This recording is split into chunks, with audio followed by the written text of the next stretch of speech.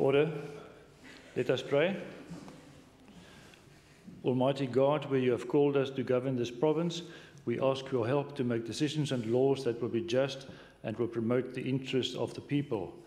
Almagtige God, ons bid dat u gedurende ons vergaderings ons die nodige wysheid sal gee en ons motiewe suiwer sal hou en dat u ons sal help om ons tekortkominge te oorkom en al ons besluite aan u op te dra. Sikelele ilizwe letu nabantu balo, umusili ukulungu kwipondo letu, nkosi sikelele i Afrika, trina abantuano bayo, kokeli in kokeli zayo, inike ikolo i Afrika. All this we beg in your holy name. Amen.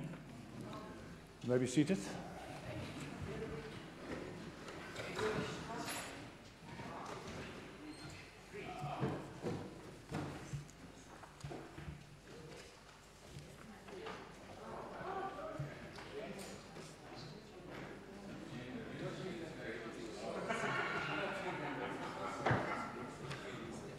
Order. Before I ask the Secretary to read the first order, I just want to wish welcome on the galleries this morning Ms. Barbara Stone, a former member of the Queensland Parliament, and Ms. Janet Sullivan from Perth, Western Australia. They are in the country in Cape Town following the cricket, but they took some time this morning to come and say hello to us in Cape Town. Most welcome here. The Secretary will read the first order. Vote 1, Premier, Western Cape Appropriation Bill. Premier. Thank you very much, Mr. Deputy Speaker. Honourable members, the Department of the Premier's main budget for 2018-19 is R1.486 billion. The Department has endured repeated budget cuts in recent years. Compared with the indicative budget baseline for 2018 published in the 2017 budget, the budget has shrunk by almost 4%. In the final budget round, the Department was required to cut its budget by R201 million over the MTEF period, approximately 63 million, 67 million and 71 million in the respective years. The implementation of these budget cuts has left us with no provision for inflation in the outer years of the MTEF period. Those honourable members who have been serving on the Standing Committee for some time are aware that the budget has been in austerity mode for several years already. Further budget risks include the impact of higher inflation on the current and future public service wage agreements, as well as the impact of the Rand-dollar exchange rate on licensing and capital expenditure for the Centre for E-Innovation. Given the budget cuts already suffered, it would not be possible to absorb these or any future budgetary shocks. The Department has taken prudent measures against overspending on the compensation of employees' budget by establishing a Compensation of Employees Funding Committee, which ensures effective management of staffing costs within expenditure ceilings. This committee makes recommendations on the filling of critical posts based on criteria agreed by EXCO. This year, the Department instituted a budget committee headed by the Director General to make binding budget decisions. This increased focus on control was necessitated by the extent of the budget cuts and the need to safeguard critical service delivery priorities both within the Department and transversely. Honourable members, broadband connectivity has been installed in 1,875 sites, or 100% of the deliverables for Phase 1. The 1,875 sites include schools, clinics, hospitals and government offices. All sites will have a service of at least 10 megabits per second. Later this year, the Centre for E-Innovation will begin upgrading the minimum network speed to 100 megabits per second, and ultimately each site will have a service of at least 1 gigabit per second in the third phase of the broadband project, which commences in 2022. Mr. Deputy Speaker, I think it's appropriate for me to say that I do go around on unannounced visits to various sites of service delivery, especially service delivery priorities such as broadband, for example. And while it is very gratifying to see how quickly the broadband is being taken up, it is also true to say that we are reaching the ceiling of that take-up quite quickly, and that we need to move to 1 gigabyte as quickly as possible. We are finding that in schools, people are really taking to the e-learning project with great enthusiasm, but if their connectivity isn't sufficient to carry the load or isn't fast enough, it is a great deterrent to that project. And from what I saw, for example, on my visits yesterday, we're going to have to do something, and this is where the shrinking budget has profound implications for our delivery on the ground. And the shortfall of 58 billion rand in the national tax revenue and the cut just to our budget of over 200 million rand over the MTEF demonstrates, Mr. Deputy Speaker, what a profound impact this has on every last person in this province, particularly the ones to whom we owe the greatest duty of service, such as disadvantaged children in our schools. The free Wi-Fi initiative has been expanded and will be implemented over the medium term. The initial plan was to roll out 1 Wi-Fi hotspot per municipal ward. Funding has now been made available to roll out Wi-Fi at every Western Cape government broadband site. And I'm sure when we do that, the usage will already go so high that we will find that the ceiling may well be reached in excess of the broadband available. The department is also exploring the extension of the broadband initiative to municipalities, at least to bring broadband to the front door of the head office in every municipality. And we want to do that also over the medium term. The broadband installation is often happening under difficult circumstances, with numerous criminal threats to staff on the ground. I would like to extend my thanks to those technicians once again, just as we thank all officials and contractors who deliver Western Cape government services anywhere in this province at the risk of their own personal safety.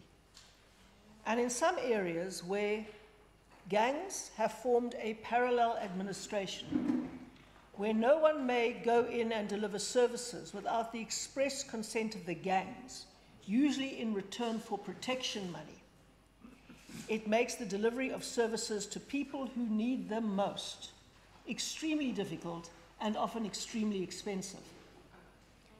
And police who have their hands full all over this province have to accompany people on routine service delivery assignments to ensure that we can deliver those services properly.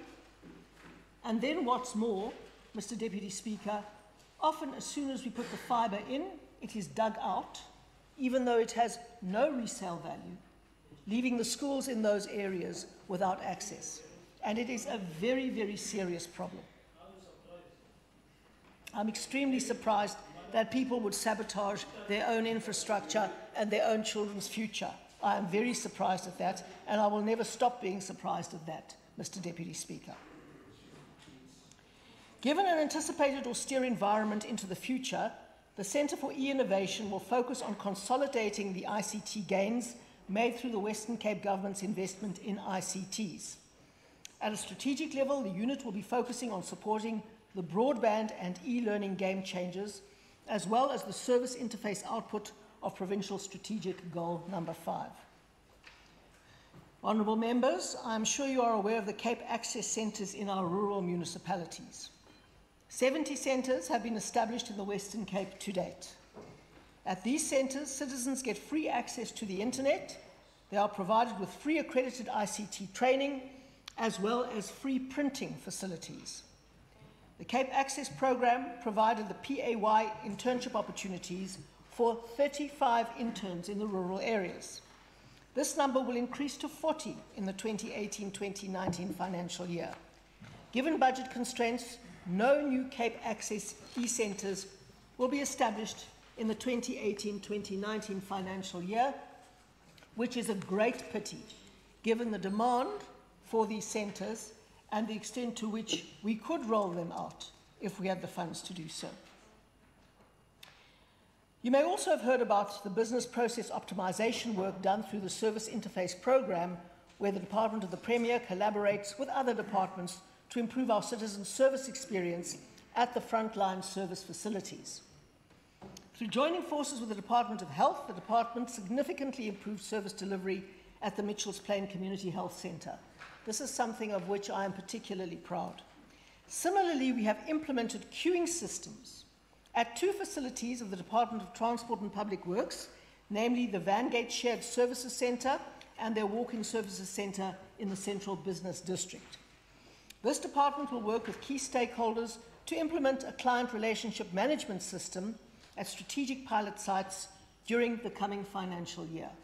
And just basic efficiencies in these offices like queuing systems and e-filing systems make an enormous difference to client experience.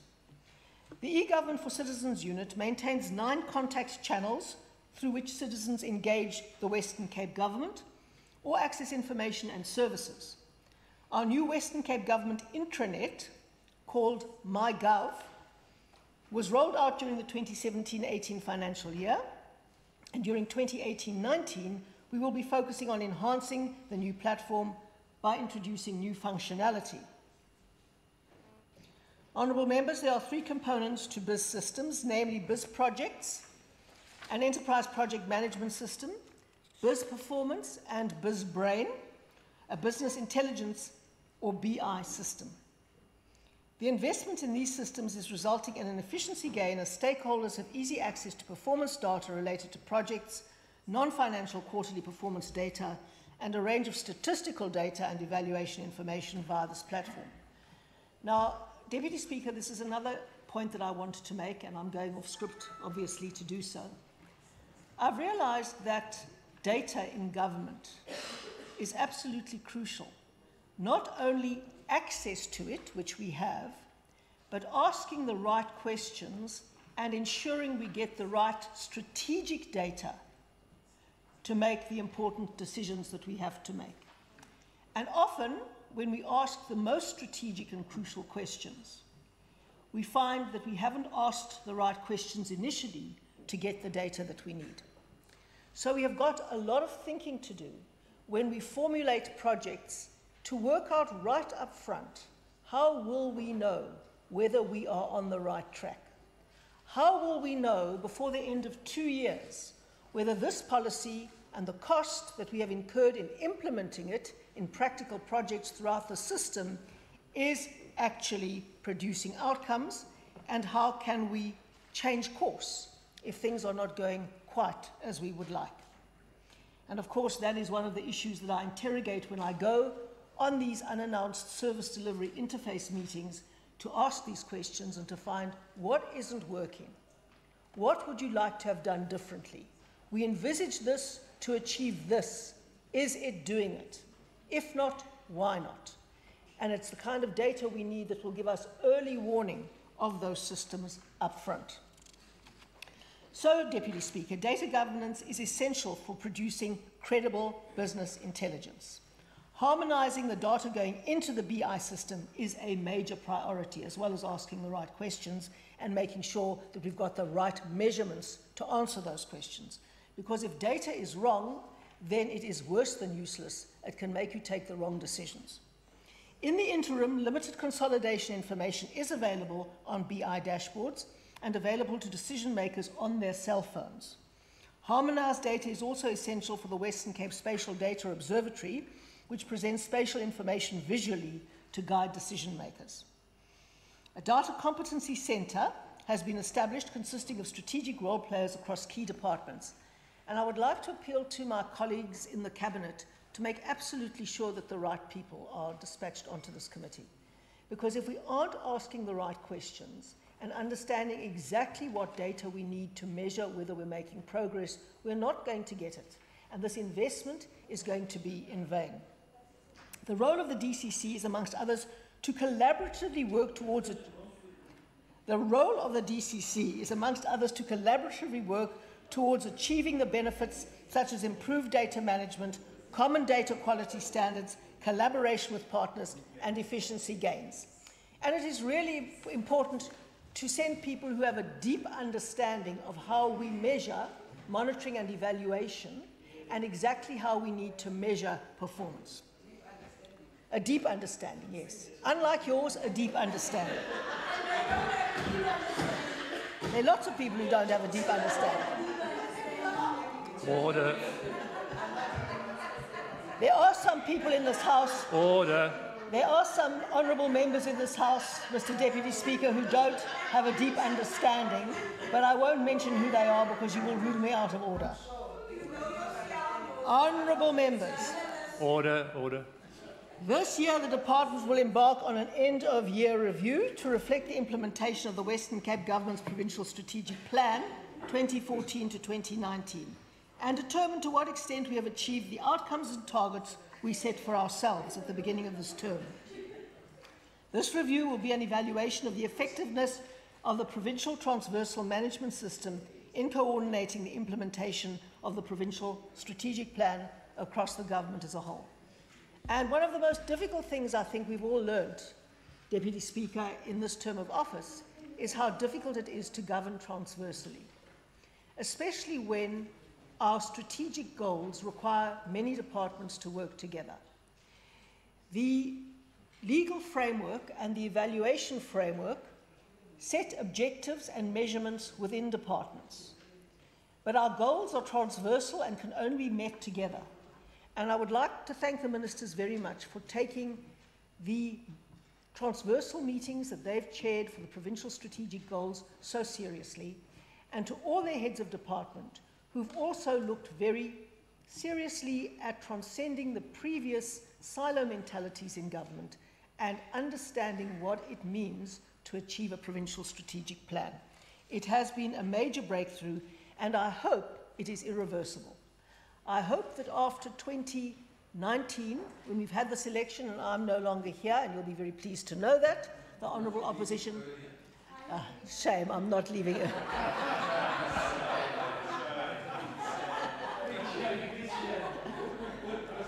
Shame. Your President will have to call an early election for me to leave.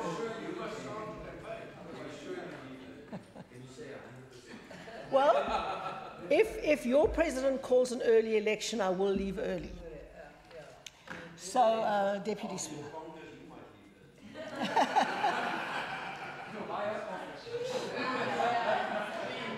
Order. Order. Please come to order. Members on both sides, allow the Premier to... And you might be leaving altogether, Honourable.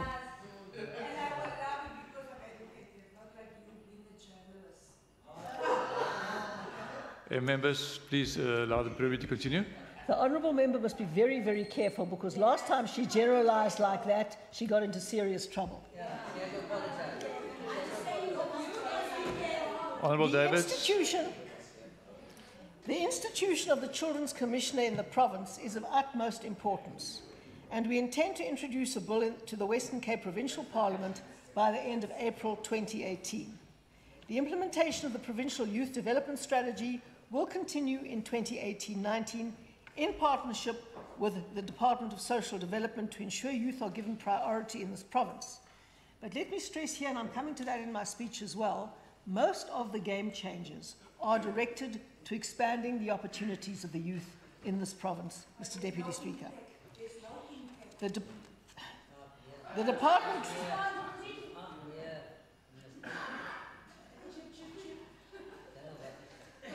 That honourable member only visits one farm repeatedly, and she's very welcome to come. She's very, yes, even when you're not there. Honourable Davis, allow the Premier. Order. The department drives the Mod Centre Year Beyond project located in the after-school Game Changer. The Yebo initiative is the academic leg of the MOD program, offering technology-assisted, peer-facilitated literacy and numeracy support. The Yebo program is currently operating in 21 no and low-fee schools in the Cape Metropolitan region, and I invite the Honourable Member to join me if she wants to see impact.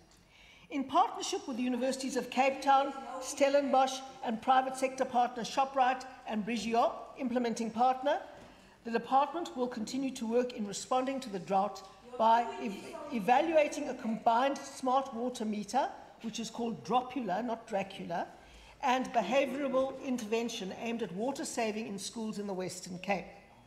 Smart water meter technology will be implemented at the top 105 water-consuming schools, with behavioural interventions at 20, and with a further 170 schools being targeted for rollout by the Western Cape Education Department at a later stage. Preliminary results from 6 schools where the smart meters have been installed indicated that savings of an average 40% can be achieved. This, however, needs to be rigorously tested at scale, Deputy Speaker. The Department has also been leading the development of a food and nutrition security strategic framework, which we call Nourish to Flourish. What is notable about this effort is that it recognises how much of the value chain lies outside the control of the state, and that applies to every single domain. Deputy Speaker, a lot falls outside of what the state is capable of doing, and that is why we've adopted what we call the whole of society approach.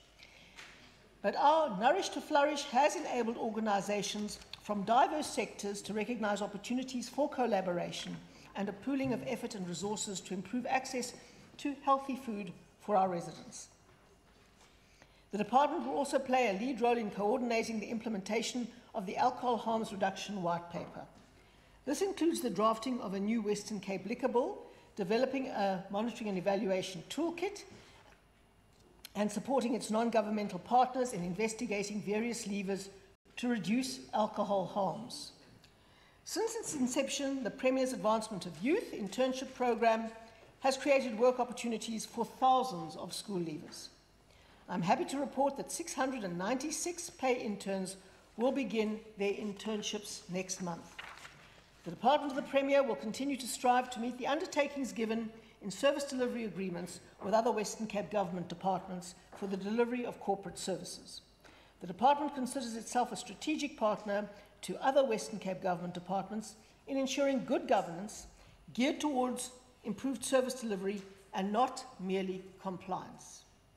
In closing, I would like to thank the senior management members of my department, the DG, and all of his team for preparing a workable budget despite the severe challenges facing them. And the impact of these budget cuts will be profoundly felt, but we have no alternative in an environment of national corruption, economic decline, and failure to collect adequate tax revenue. Thank you very much, Mr. Deputy Speaker. The Honourable Mitchell. Thank you, Mr. Deputy Speaker. Deputy Speaker, the Department of the Premier and the Western Cape functions in accordance with the following mission statement: to embed good governance and to enable integrated service delivery in the Western Cape through partnerships, innovation, and people excellence. When looking at the budget allocation of this department, it is very clear that it has aligned itself very closely to this mission statement. We know that despite budget cuts in the Western Cape Treasury as a result of continuous corruption and maladministration by the ANC at national level, our government will continue to lead in governance, service delivery, and economic growth in South Africa.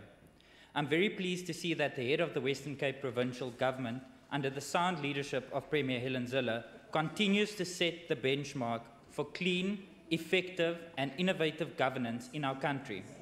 Despite being in the grips of the worst drought since 1906, and despite in an unfavourable economic outlook for the rest of the country, the Western Cape still leads with South Africa's lowest unemployment rate and its fastest growing economy. I think we can all agree that as we move into our next financial year, it is blatantly obvious that this department has a history of money well spent. First and foremost, I welcome the reallocated amount of 422 million rand towards drought alleviation in the 2018-2019 provincial budget. Considering the budget cuts our provincial finances have had to sustain, it's commendable to see that the sound financial management of our province is able to make provision for the worst drought since 1906. We trust that Premier Zille, at the helm of the provincial disaster management, will ensure that the rollout of safe and efficient water resources in the event of day zero. While I welcome the declaration of the national disaster by national government, had this been done sooner, Mr. Deputy Speaker, our province would have been able to mitigate the impact of the drought on our province. I trust that the national government will soon inform us as to the amount of emergency funds our province will finally be afforded, after having rightfully pleaded since 2015. I would like to remind the ANC that national disasters necessitate swift government action, not a decision made 19 months too late. Nevertheless, in a province where sound and proactive governance is prioritised, we have managed quite well on our own to the ANC's ire. Honourable Deputy Speaker, the Department of the Premier's Centre for Innovation, which received a significant portion of the budget allocation, is particularly noteworthy. Having reached the milestone 100% target, there are now 1,875 government sites connected to broadband across this province, including 415 corporate sites, 1,235 schools, 200 libraries, 70 Cape Access e-centres in rural areas where poor communities are afforded internet accessibility and ICT training. The Centre for Innovation has also installed over 24,500 workstations with 28,500 users across this province, making use of ICT innovation to connect and empower our people. Considering that this department has once again received a clean audit, we know that this money is not only well spent, but allocated towards the sole purpose of uplifting the poorest of our communities and modernizing service delivery strategies. This certainly reflects the department's mission for innovation and people excellence. This, Mr. Deputy Speaker, is absolutely commendable. Also noteworthy is the reprioritization of funding to deal effectively with goods and services budget over the medium-term expenditure framework in order to sustain critical programs in the department. This ensures that critical posts are filled and remunerated based on the agreed criteria, which guarantees uninterrupted service delivery to our people despite budget cuts from national government. Honourable Speaker, I would like to note a commendable increase of 14.3% under the People Management Corporate Services Centre to continue the rollout of training, empowerment and people practices within the department. This increase further demonstrates this department's commitment to its mission statement. Mr. Deputy Speaker, while Programme 5's corporate assurance has received a 3.9% increase, this remains worryingly below inflation. Unfortunately, Mr. Deputy Speaker, due to budget cuts to the department's allocation due to the financial mismanagement of National Treasury, this is the unfortunate reality within our provinces. We know that the Premier and the department will still make the most of the money allocated to them despite a smaller budget from the ANC national government. I would also like to note a decrease of 2.09% in Programme 2, Provincial Strategic Management 2018-2019 budget allocation due to the vacancy within the programme and the impact of budget cuts on certain projects. Although this programme has sustained a decrease, Mr. Deputy Speaker, I'm confident that policy and strategy support will make up for the budget shortfalls. Honourable Speaker, it's also very pleasing to note the Department of the Premier's continued investment in the Premier's advancement of Youth or Pay project programme. This department's commitment to partnership and people excellence goes beyond merely investing in innovation to uplift residents. By using the head of our provincial government to afford matriculants skills development, professional work experience, and a marketable CV in our very own provincial ministries, we expand and diversify our government with a young and vibrant workforce. All this while we instilling hope in the lost generation, Honourable Lecker. I'm very pleased to see the Premier, I'm also very pleased to see that Premier Helen Zille's department will continue to invest in this project in line with the department's goals and mission statement.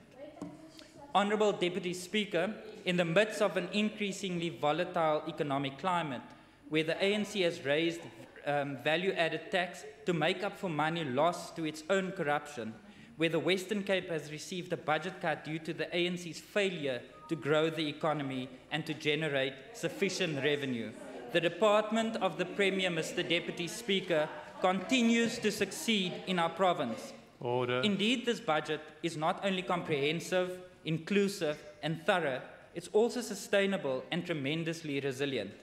Continuing dedicated and people-focused service delivery in the face of a drought crisis. This is commendable, Mr. Deputy Speaker, and sets precedent for excellent governance on the African continent. Honourable Speaker, I am proud to support this budget vote. Thank you. Honourable Leader of the Opposition, Honourable Mugaka. Honourable Chacham, are you raising a point of order or a question? Yes, point of order. The member only spoke 6 minutes. 40 seconds.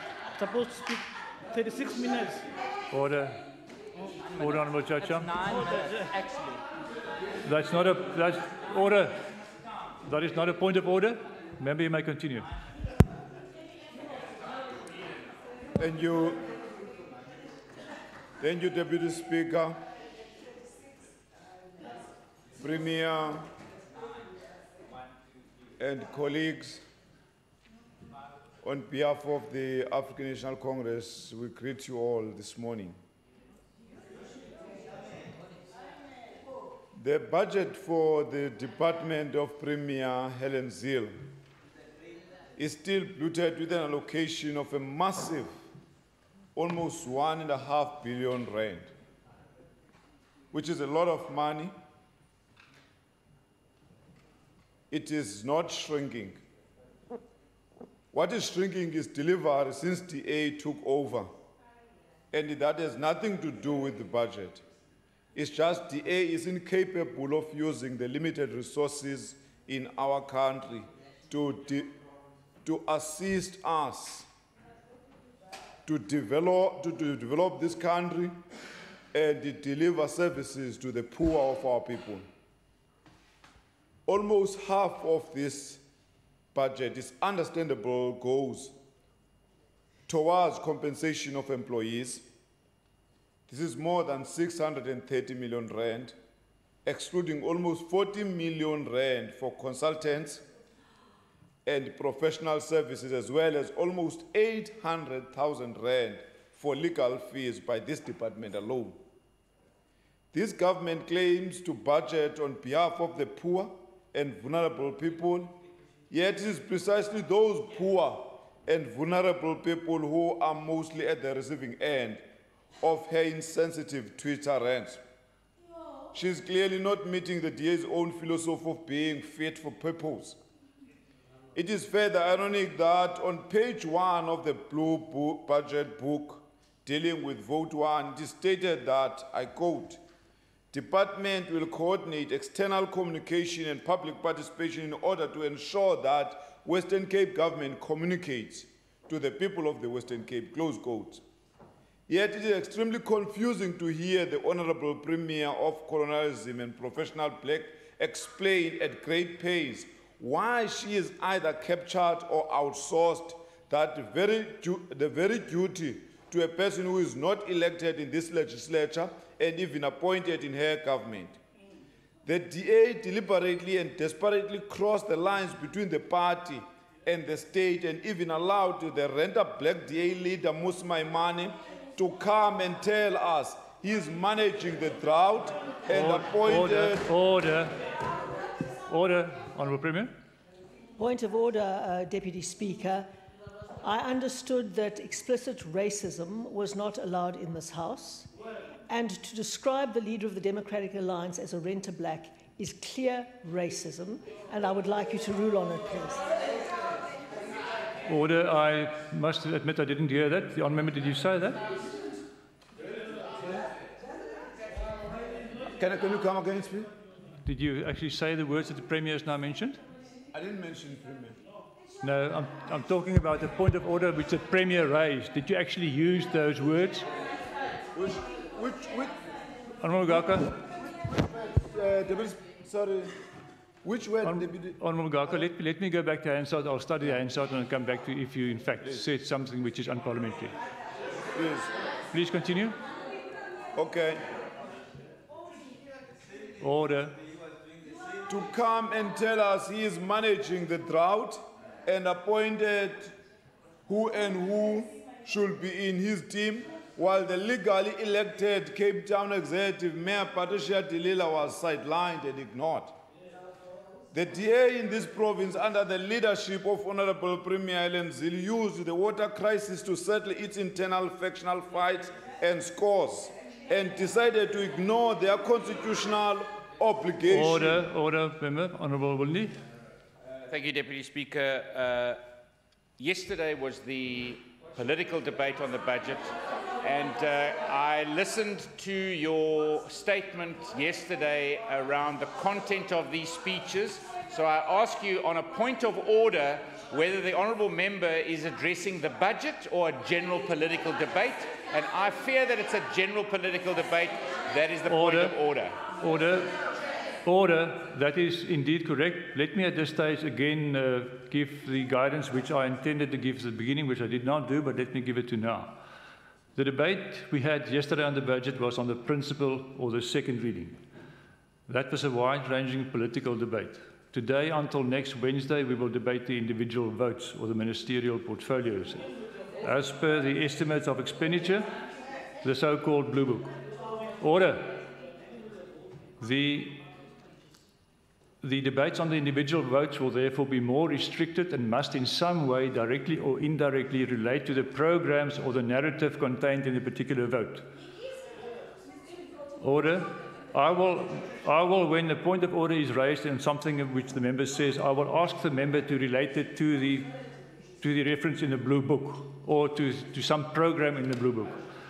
Members, can I just carry on? Members also often refer by way of comparison to situations which might obtain at national level or in other provinces. That is in order up to a point. It will, however, be beyond the scope of the debate if an entire speech is built on such comparison. The Chair does not want to unnecessarily curb debate, and we also do not want continuous points of order on relevance. And members are therefore requested to keep this guidance in mind. The Chair will always err on the side of allowing more freedom of speech rather than curbing freedom of speech. But I need the assistance of members of this House. I understand that politics and the vote are very close together, and it's difficult sometimes to determine whether, in fact, the reference was to the Blue Book or not. So I want the member to continue, but keep in mind the guidance I'm giving, that somehow you must be able to relate what you say to the Blue Book. May I also at this stage refer to a different ruling in the House which I gave on the 10th of May 2012. And that still applies, and I'm just quoting a specific part of that. It has further been ruled in the National Assembly and subsequently confirmed by a resolution of that House that members may not reflect on their fellow members except upon a substantive motion properly given notice of. That is the current situation in the National Assembly, and it is strictly applied. And in 2012, I then said that ruling is now also hereby confirmed in our House. And to guide honourable members in the application of this ruling, may I indicate that a substantive motion would be required only in instances where such reflection is of a material nature. Casual and brief criticism of fellow members will still be in order, provided the integrity and character of the members are not reflected upon. Members will realise that the application of this ruling will make it very difficult for the Chair to determine whether a negative reflection, a negative reference or criticism is indeed a material reflection or not. I therefore again want to appeal to all members to carefully weigh their words when criticising fellow members, or ideally to refrain from engaging in this type of debating. It certainly does not add anything to the standard of debate or the dignity and decorum of the House. I want us to continue and keep that in mind. I will, from the Chair, apply the relevance rule as best as we can, but it's the onus is on the individual speaker to stick as far as possible to the Blue Book, and if he digresses from that, certainly the House will point it out or the Chair will point it out. Member, you may continue. Honourable Beerwinkel. Ordered, Speaker, Deputy Speaker. May I just address you, Deputy Speaker? We generally never criticize your rulings or the way that you deal with issues in this House because you're generally quite fair. However, what I find very strange is how the DA jumps up the minute the ANC veers away from the topic as it is written. Just a minute ago, Member Mitchell was all over the show, and nobody from the DA side got up to bring him to order. It's unfair. It's unfair. Order. The chair will look at that and rule it if necessary. Member, you may continue. Thank you, Speaker. I will abide by your rules, Speaker, as per my speech, and I will always analyze something that I've taken from the Blue Book in this context that I'm reading my speech. I said the DA in this province, under the leadership of our Honourable Premier Helen Zille, used the water crisis to settle its internal factional fights and scores, and decided to ignore their constitutional obligation to manage and provide solutions to this drought quagmire we find ourselves in. They also wanted to use this challenge as an instrument to access money for their election campaign from the ANC-led national government. Therefore, the drought provided an opportunity for them, to this racist party, for the few to deal with their internal enemy by the name Patricia de Lille, who, by the way, at least tried to make a serious attempt to confront the water crisis. In this whole my money noise, in both the city and provincial government, our Honourable Premier of the Western Cape, who is experiencing an extended suspension, remained silent. She sat soundlessly next to my money for photo opportunities and abdicated her communication duties in favor of that guy who is fast becoming irrelevant in the new dawn of the real South African political landscape. As the Premier of this wonderful English libertarian island and reserve, she cannot pick when she has a communication duty, and the 8 million rand for consultants are also used for this purpose. Then there are millions more spread across the other departments that will be mastered for this task by clamping onto other programs like the very white party held under the arches of this building on Tuesday night. Yet the shadow of a Premier, my money, must come to assist this province, its public representatives and the DA leaders, as they are too weak to do it all on their own. They need God, my money. Overall, this department's budget is stayed with no imagination or anything innovative. In fact, this budget reads like an end-of-term budget by a political principle that is coming to an end of the line. It seems as if the political head of this department just sits her time out of her purposes to amass more pension money and packs before she will go home to play with her granddaughter. In fact, the Honourable Premier Zille should not waste anybody's time here. Order. She must go, and she must go now in order for her anointed one to take over before the DA is defeated at the ballot box, as even internal poll prediction shows that the DA is in a free fall and loses support on a daily basis. Even DA members now say people turn their water campaign into a avoid DA slogan. The DA has used Delilah in order to get its 2/3 support in this metro. Now she has to be thrown to the dustbin of the history. This is a testimony of what we have been consistently telling the black majority of this country, that DA remain a party of apartheid and is not going to change, precisely because we are in this democratic dispensation. Member Magaka, I'm listening very carefully, and you're going straight into party politics now. I want you to get closer to the Blue Book. You actually were with the Blue Book, but you're digressing slightly now. So just carry on, but don't stop playing the person, play the policy. Yeah, in the context, Speaker, in the context of this budget, the fusion of two right-wing old parties of apartheid, the New National Party and the Democratic Party, which is jointly today called DA by the most conservative and racist elements of this epoch, has to preserve and protect privileges and economic interests accumulated through and under the apartheid regime. People like Delil, with a real liberation background and credential, not mere journalists, claims that are deliberately and... Order. Honourable Magaka. I'm giving you another opportunity to get closer to the topic under discussion. You are going too wide now. Please continue. Nobody trusts and believes the DA anymore, especially after the water crisis fiasco, where the drought is startling described by this premier as the disaster above all other disasters. Besides her tendency to exaggerate, she also continues to DA's favorite pastime to instill fear and hate in order to govern. Upon closer scrutiny, this department seems to be in dire trouble. The branch people management continues with its duplicating functions. And on page 10, it is declared that the austere environment places some significant challenges on managers that impact severely on the branch, resulting in a reduced ability to meet the demands of client departments. And the branch is then compelled to reprioritize, which means it is downscaling its duties.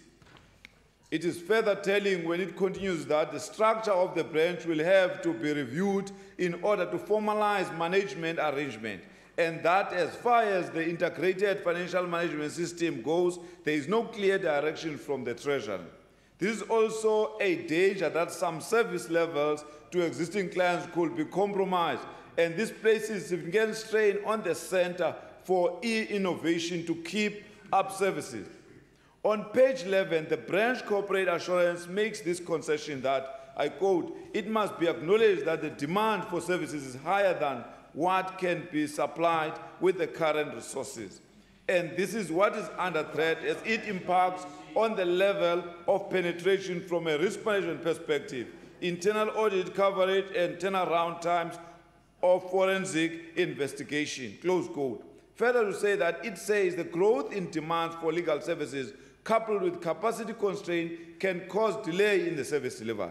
And the situation is exacerbated by the fact that the members of the executive are not bound to service levels and standards. Departments impose deadlines that often deviate from agreed service levels and standards. On the other matter of vacancies, a number of posts were not funded due to budget constraint. This is a recurring excuse. In this department of the absent premier. On page 19, it is even more suspicious as more must be done in the prevention of the irregular expenditure and strengthening ethics in supply chain management in this so-called model department. Upon reading pages 15 and 16 of this blue book about the budget for the Premier's department, one gets a clearer picture of the much acclaimed broadband brag of this provincial government. It states that this project is mostly aimed at delivering this to state and provincial government use with immense savings on, among other, telephone accounts, very little for the poor people in whose name it is put in place. If any, they will only benefit later as very little is done so far to enable public access to this fast and improved network. You can reduce this department, in fact, as a department of Wi-Fi's. On page 22, it is discovered that less than a quarter of the government buildings offer free public Wi-Fi hotspots, and their plans are afoot to expand this. But what about those people staying out of reach of such Wi-Fi supplied at state buildings? From the budget book, it is clear that the DA in government is not in step with the new trend in South Africa after the 54th ANC conference and the subsequent election of Comrade Cyril Matamela Ramaphosa as the President of the Republic of South Africa. Our President brought a new era of hope, guys, and change for all South Africans, young and old, black and white. The DA is still scrambled around as like a headless chicken that does not know where it's going. This directionless situation is also reflected in her budget, in the blue budget book. Yes, on page 11, the impression is given that there will be a higher inflation rate. And on page 26, it is assured that the rand to US dollar rate will not significantly weaken. And it's because of the ANC. Both assertions are off the mark as the opposition happened. The ANC-led national government works very hard to improve the situation even more. This department will have to review its policy and position as far as the economy is concerned. Order. In conclusion, since the DA took over in the Western Cape, it has been making serious propaganda lies about the corruption of the ANC in the Western Cape government that was in power before they took over. But now we are in the tail end of their second term in this power. But they never not once exposed one single case where ANC politicians were involved in corruption. But guess what? Instead, the premier of this province, including her own MECs or ministers, are directly involved in the direct corruption in this provincial government. Order. And she knows that. Order. And we have made those complaints. Order, member. Madam Magaka.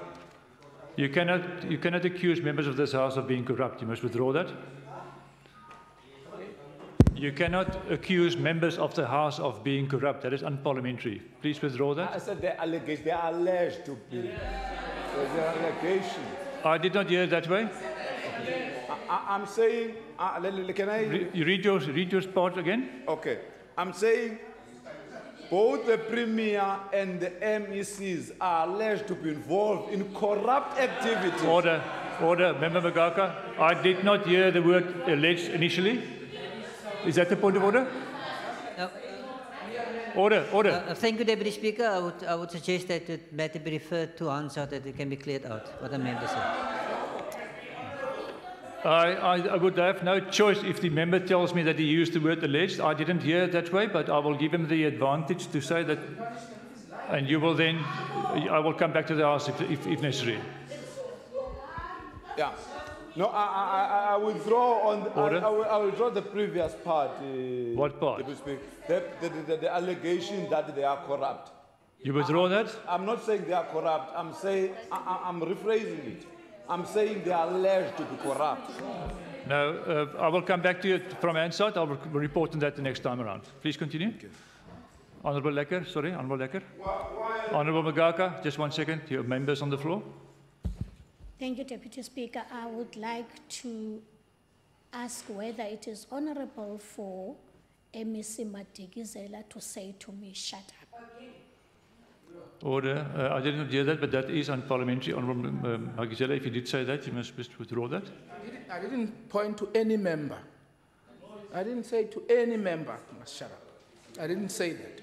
So that was not meant to member of the House. Are you confirming it? Can I address you, Speaker? Honourable, Speaker, can order. I address you? I want to dispose of this one. Please, we must continue. Honourable Lekker. Thank you, Speaker. Speaker, Member Madigizela said you must punish Member Magaka. And I asked him directly, are you the Deputy Speaker? And then he responded, shut up, and he used his finger like this. So I find it not honourable for him not to speak the truth here. Order. In fact, I take it as an abuse. Order. I take your point of order. Honourable Minister, in the interest of the debate going forward, will you withdraw that, please? Mr. Deputy Speaker, please, you can refer to Hansard because I didn't say that. Hansard will not assist me unless you said the word. If you had said the word "shut up" on Hansard, it can only refer to members of the House. Mr. Deputy Speaker, please. I didn't say shut up to any specific member. That is what I'm saying. And then the question is, Honourable Minister, who did you address it to then? If it was not meant for somebody in the House, then I don't understand the interjection. But I will come back on that one as well. Please continue, Mr. Magaka. Honourable Deputy Speaker, for the record, the MEC is just ignoring you, Honourable Deputy Speaker. He just sat. You asked him to apologise. He just said, I won't. And you just moved on. No, I did. Order. You just moved on. Order. I did not regard it as ignoring. I will refer to Hansard, and if indeed that word was said, then certainly I will rule on that. Member Magaka, please finish off. Your time has almost expired. Thank you. While while Deputy Speaker, while Ramaphosa took power only a few weeks, but already the people implicated to corruption are being charged already. That is a serious contradiction. While the DA making noise for more than almost 10 years, but they've done absolutely nothing. We have taken power, Ramaphosa taken power a few weeks ago, but already heads are rolling. What a difference. Order. Order. In the absence of the... When the chair speaks, I want silence, please. Order. In the absence of the two smaller parties, I see the Premier for reply. Thank you very much, Mr. Deputy Speaker. I do hope that voters realise how much their case is represented in this House when they vote for certain parties.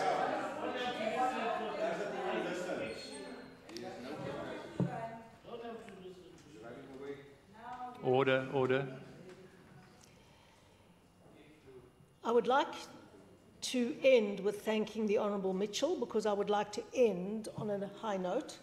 So let me rather begin with the Honourable Member who has fled this House, rather than hear my reply. It's very rare, Deputy Speaker, that you hear a committed Marxist still representing the very worst of colonialism's legacy in this country, praising to high heaven the capitalist leader of his party. And that shows the sense of direction that he gives his party as the provincial leader. But Mr. Deputy Speaker, Honourable Chacham, please. His final words really gave us an insight into the complete confusion that governs in the opposition party and their complete failure, which will continue into the future, to govern properly. Because praising the leader of his party for enabling heads to roll in the first couple of months after he's taken office begs the question, why do allegedly independent state institutions have to wait till political leadership changes to do what they should have done all along and anyway? And how do we know that they are not acting now only because the political leadership has changed and not because they have suddenly found a renewed commitment to the Constitution? And in fact, in many ways, Mr. Deputy Speaker, all of this hurried action against Zuma allies, as corrupt as they may allegedly be, simply indicates the core problem of state capture in the ANC. Because what has happened there is the institutions of state that should be independent are so profoundly captured by the ruling party that they do not act until they have the political go-ahead. The acting head of the Hawks was asked why they had waited for so long, and indeed until the Gupta brothers were out of this country before they issued. I'm answering the speech that was made and that was allowed to be made. And what is relevant for the goose is relevant for the gander. I'm answering the points that the Honourable Magaka made. Order. I'm answering the points that the Honourable Magaka made for the simple reason that they require a response and they were allowed to be made here in this chamber. And what did the acting head of the Hawks say? What did the acting head of the Hawks say when she was asked why she had allowed the Gupta brothers to escape South Africa before issuing a warrant for their arrest? She said, because it was not my decision. Now, if it was not her decision, whose was it? And that shows how this state capture continues into the new era, and the rolling of heads, I hope, has got something to do with state institutions finding their spine and following the Constitution and the law, But I fear, in fact, that it is just a swing of the pendulum, as always happens with ANC leaders who actually have to give the go-ahead for state institutions to do what should be their constitutional duty. And that is at the heart of the disgrace. Then, apart from being misleading in this House, and I did not say deliberately misleading, although when he denied an interjection, you will see what Hansard reflects, Mr. Deputy Speaker, and then this House will have to take a decision on what to do about it. But it was such an empty and hollow and vacuous response that it's very difficult to know what to say in return. Because what the Honourable the Leader of the Opposition did was the only thing that the Honourable Opposition can do when they're making a speech, which is resort to race, because they have no other coherent argument. Now, this was not only a model racist speech, Mr. Deputy Speaker, it was also a sexist speech. And if any member of a minority group in South Africa had given a speech like that, there would have been a profound outcry. But the extent of racism that is embedded in the society, the extent of racism that is embedded in this society and executed primarily by the ANC, is reflected in the double standards about who may say what and who may not say things. Now, can you imagine if a member of a minority group in South Africa, a minority racial group, because I don't like to label people, but can you imagine if somebody who had identified with a minority racial group in this House had got up and said a black leader elected at a Congress was a rent-a-black? There would be the most fundamental outcry, and rightly so. What gives another black person the right to say that without being racist? Nothing. Yet there is a profound double standard in our society, which was reflected absolutely clearly in the speech of the Honourable the Leader of the Opposition. And I will not tolerate the Leader of the Democratic Alliance being slurred like that in this House for his race. That is racism. That is unconstitutional, and I won't stand by and allow that to happen. Because Mr. Deputy Speaker, every element of fundamental racism exists in the speech that the Honourable the Leader of the Opposition made. First of all, the double standard that I've just alluded to. Secondly, the delegitimization. You cannot be black in South Africa and choose not to agree with the ANC without them trying to delegitimize your right to be different and to have a different view. And that is the ultimate racism. Order. That is the ultimate racism, Deputy Speaker, to say to a black South African... Order. Order. That is the ultimate delegitimization, Mr. Deputy Speaker, to say to a black South African who doesn't agree with the ANC that they are a rent-a-black or a garden boy, or that they've lost their way, and all the kinds of things that routinely get said. So, it is not only racist because of the double standards, but it's racist because of the delegitimization that went right through the right of individuals, irrespective of their race, to make free political choices in this country. And then the third item was demonization, which was there throughout. And I would like you, Mr. Deputy Speaker, to go back to Hansard and see what a profoundly model racist speech that was in this House and make a ruling on it. It was also a sexist speech because it was also a sexist speech for many reasons, but I'll give you one of the main ones. He suggested that I leave politics and go and play with my granddaughter. At what point would any honourable member dare to get away with saying that to a man? That would not happen. And I am very, very tired of the double standards in this House, Mr. Deputy Speaker, and I think it's time that we did something about it. So you don't see anything wrong with that statement? Order, order. Order, Honourable Chacham. Allow the Premier to continue.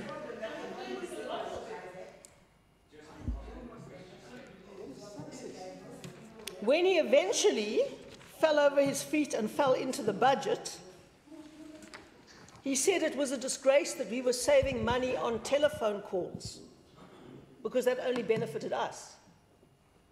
How does that logic work, that we are saving millions of rands by cutting the cost of telephone calls through broadband connectivity? We don't put that money into our pockets like members of the Honourable Opposition when they're in national government. We put it into frontline service delivery. And if the Honourable Leader of the Opposition has any evidence that there's any corruption in this government, he has a legal and constitutional duty to lay a charge at the police.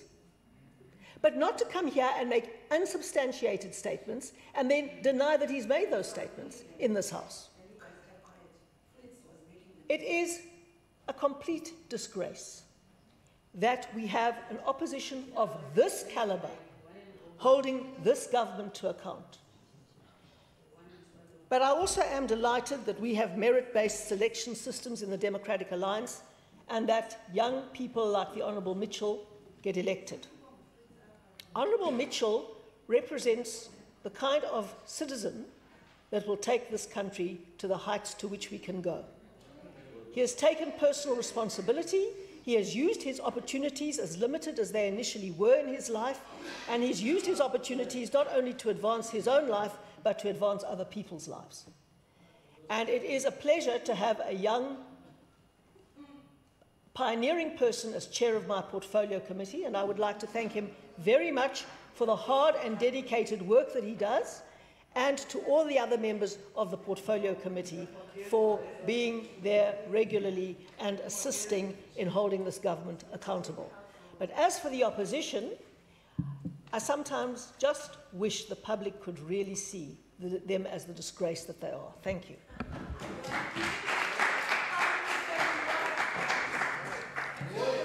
Order. That concludes the debate on this vote. I'm going to suspend business just for 2 minutes to allow for officials to come in and for a different reason, which I will explain to the whips afterward. Just for 2 minutes.